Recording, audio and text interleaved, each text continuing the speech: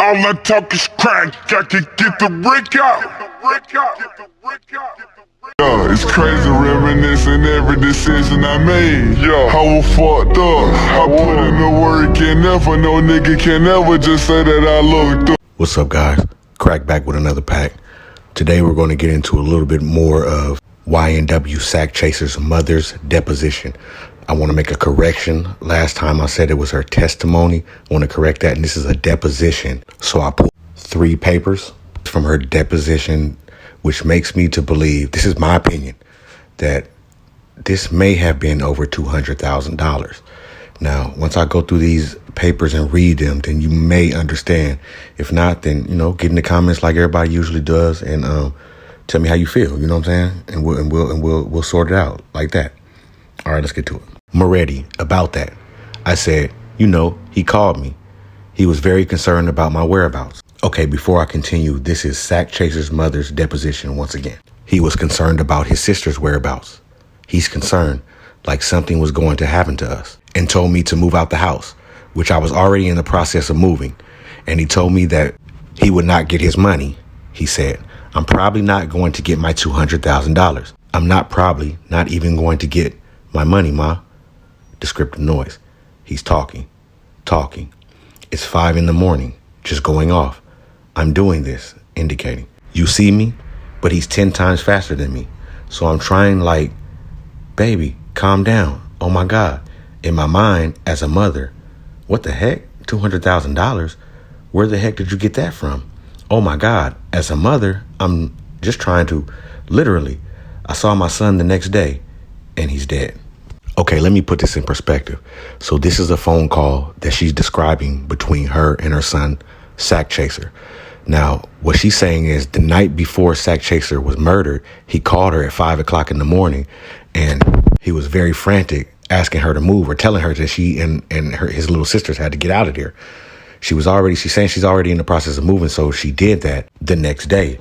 But during that conversation is where the $200,000 came up, which the mother had no idea of the money or what he was talking about from what I'm getting from here. So she was kind of thrown off a little bit, surprised from him saying that he wasn't going to even get $200,000. So my question to you guys that's listening to me now, how do you feel about that? I mean, if you have any children or a family member and they call you at 5 o'clock in the morning, frantically, basically telling you to move out and get on, and then just speaking of some money, the first thing that comes to your head is what's going on, right? Well, the first thing that came into my head was there had to be a conversation at that studio that night about this money. And maybe that's where it all kicked off. An individual might have asked another individual about their money. That individual might have not gave them the right answer. And it might have been a little scuffle or something. Who knows? Now, then you're going to ask me, all right, Crack, then how would they all get into the car? Maybe they had a little tussle in there. Maybe they got in there. $200,000 is a lot of money. So me as a youngster, if I was a youngster at this time and I'm thinking like them, I'm still thinking I need that money and I want that money. So I'm going to play it cool. Maybe I might want to do something to him before he does it to me. And maybe Melly was thinking the same thing and just might have been a little bit more prepared than what Sack Chaser would have thought. And that's just my opinion. Now you're going to ask me, Crack, why would you come up with that? Now you got to think about it. The mother went to sleep and woke up and her son was dead. So the last thing that she's thinking is this conversation, frantically calling her, telling her to get out of there and move, and talking about $200,000. So that's what I'm basing my opinion, or better yet, theory around, is that right there. The phone call that night and Sack Chaser's mother waking up to hear her son being dead. Okay, let's move on. Literally, I saw my son the next day and he was dead. So I told Mark about the situation. Now I want to put a quick side note. Mark is the same detective that gave the statement from Withers about Fredo Bang in the last video we did. Okay, let's move on. 18. I said, I believe something happened when it came down to my son. Somebody owed him some money. He's supposed to get some money because he said he wasn't going to get it. And I said, he started telling me about all of these different things. I said, I believe those kids had something to do with money. They had some kind of issue with money. I don't know, because my son and I literally saw those boys prior to. They were fine with each other. And I just know My son was upset and he called me in the middle of the night. He's like, Mom, I'm not going to get my money. And I just told him already that I just think these kids, something's not right. These kids are not acting right. Like, I know how my son and these kids live. And their response to my son's death was not what I expected. I did not get the response I think I should. So I'm like, they've got to know something because they're not acting right. They're acting strange. Question. Understood. The night that he called you and he told you to move out the house, did he tell you why he had concerns for your safety? Answer. No. I know my son. He was like very, very protective of me. Very, very. Like from time to time, he would slip in and I had him young and I've been through a lot. And he was very much a protector. And sometimes he would have a gift that would speak to me and he would, a way of speaking to my spirit. So yeah, he never told me why. I just knew the urgency. The night I moved out of the house, that morning, I spoke to him at 4 or 5. I waited until 12. Okay, let's go over this real quick.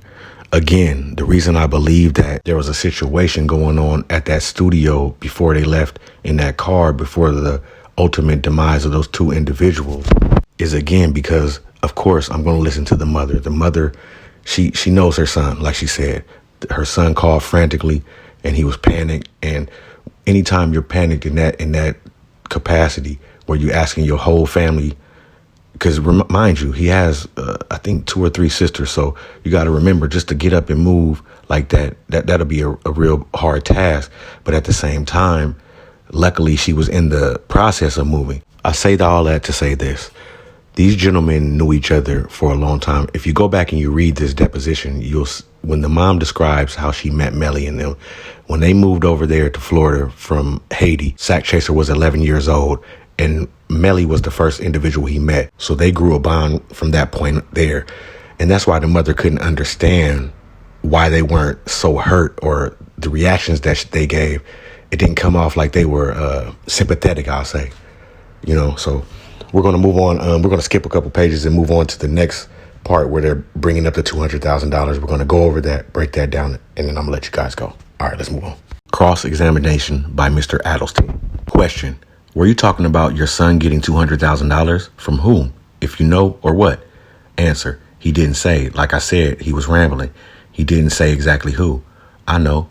At the particular time, I was getting some mail. They got pulled over and arrested, and $10,000 was found on them at the time, and packages. They kept coming to the house. So I'm like, Anthony, that is the money? What's going on? And he's like, that's not my money. That's Melly's money. You better tell my mom that's not my money. So I was already worried. I didn't ask him because, again, that's the fear in the back of my mind. Like, what the heck these kids done did? What's going on? $200,000? Oh, my God. Okay, guys, on this one, I'm going to need a little help from y'all. I'm going to need y'all to get in the comments and kind of help me out because I'm trying to understand, was it packages of money that was going to Sack Chaser's mom's house and Sack Chaser was telling her it wasn't her money, it was Melly's money, or maybe allegedly, maybe they could have been having something going on, a little shipping and receiving, and they was using Sack Chaser mom's house. I'm not sure, and that's allegedly. That's just something I'm throwing out there. You guys could come back and say, nah, crack, you tripping, or whatever you want to say, you know what I'm saying, and I'll address it accordingly. But that's kind of what I'm thinking or what I'm leaning towards. Maybe he was telling her that was money in them packages, but it was a little something else, because maybe if he told her that it was something else, that she was going to be like, wanting to say something or crack one of them packages open when he wasn't there. So he might have told her it was money, but it was Melly's money. And, the way that the relationship that they had, I believe that he was telling his mom that, through Melly, we're going to make it up out of here. So whatever Melly did, or if it was on Melly, then maybe it would have been, it got a pass over there, because I just don't see someone mailing someone some money. I mean, it does happen in the world. I mean, I know what's happening.